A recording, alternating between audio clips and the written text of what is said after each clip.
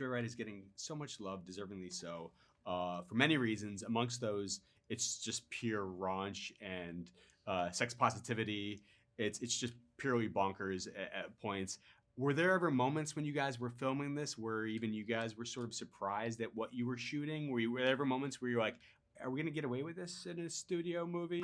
Well, beyond two things, and you chime in on them, please. The entire the whole was pushing the limits. The very first scene we ever shot was we're on the side of the road right after we're kicking off the train, and we're all on a bunch of drugs.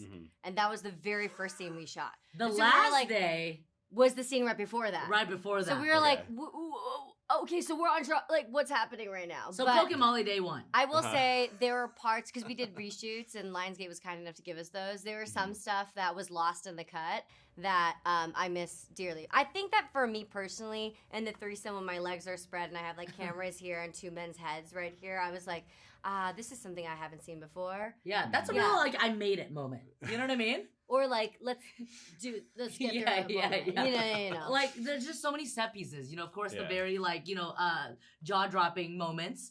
And also, like, the drugs on the train. I remember, like, filming that sequence and feeling so liberated in the fact that I was just playing. You know, they just threw us in this train car, and I was like, "Give me the condom of cocaine, and I'll just rip it with my teeth." And I felt like Lucille Ball in that scene with the chocolate covered strawberries. You know, where just anything goes. Yeah. Were there moments on the making of this movie where you guys were thinking to yourselves or amongst yourselves, like, are we really going to get away with this? So I guess for a studio movie, were there moments where you're like, are we going too far? Or... I didn't think we were going far enough. I think we could have pushed the envelope further. Yeah. I want Deadeye to have group sex in the next movie. Yes. No, I just thought it was cool that we were not pulling any punches, and like it just was a comedy. I don't know, it felt like of the genre and like totally what we should be doing. Once we got on board, I feel like all of us were kind of just trying to go harder and harder to the point where sometimes even our creatives would be like, maybe Sabrina shouldn't try to get drugs out of or stick drugs in your butt. Maybe that's too much. Oh yeah, it's like fully. Too bad it's in the trailer. Yeah. You know, the writers and I, when we wrote the movie, we wrote it for us. We wrote a movie to crack ourselves up. We wrote a movie we wish we had in our 20s. And we fully expected at some point in the process that a grown-up was going to come in and say, this is too much. You might need to, cut it by 50%. Yeah. And to the credit of Point Grey, Seth Rogen's company, and Lionsgate, nobody ever had that conversation with us. If anything, they said, we love what you're going for, lean harder into it. Yeah. So there was nothing at any point you had to tone down?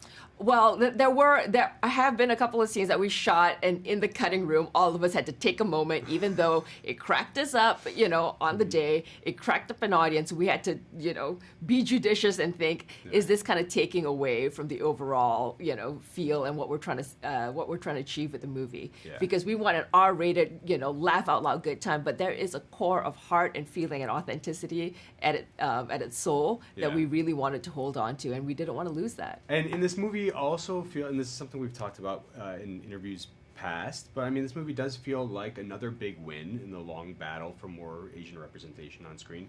Are there any moments in this film in particular that you think we've never seen on screen that you were sort of especially prideful in presenting?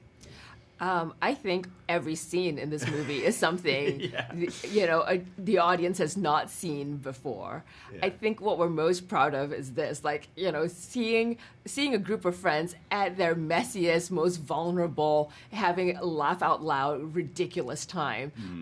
But with with these Asian faces at the center, it's something that people haven't seen, but also should feel true no matter who you are. Because, when you're together with your friends, just like talking about the nasty things you got up to on Hinge or Bumble, last week, we hardly get to see those stories, as Asian women, and being able to do this in this movie has been fantastic.